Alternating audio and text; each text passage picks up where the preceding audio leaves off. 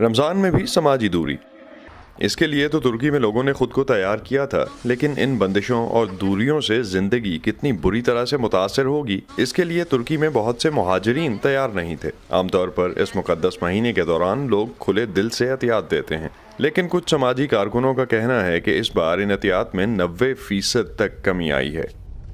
باعتبار شافوا الناس صار عندها مشاكل وبسبب كورونا فكانت پچھلے سال اس عالمی وبا کی وجہ سے کاروباری افراد پہلے سے زیادہ امداد دے رہے تھے، لیکن جب اس سال ان سے رابطہ کیا گیا تو ان کا کہنا تھا کہ معاشی لحاظ سے ان کے لیے یہ ایک انتہائی برا سال تھا۔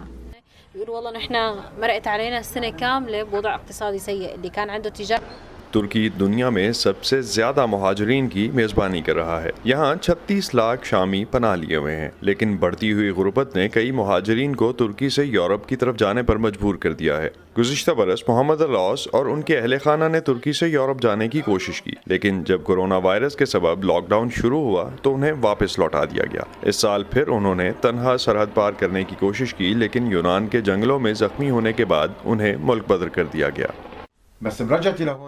میں نے جانے کے لیے بہت پیسہ خرچ کیا، لیکن پھر مجھے خالی ہاتھ لوٹنا پڑا۔ یہاں کوئی کام نہیں، کچھ کرنے کو نہیں، یہ بہت افسوسناک ہے۔ انہیں ملنے والی امداد تیزی سے کم ہو رہی ہے، بچے خوراک کی کمی کا شکار ہیں، نہ ہی آن لائن اسکول میں داخلہ لے سکتے ہیں۔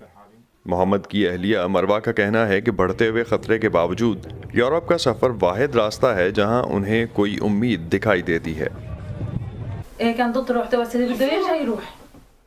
میں ان کے دوبارہ جانے کے خلاف تھی، لیکن وہ ہار نہیں مانیں گے، وہ ایک اور کوشش کریں گے۔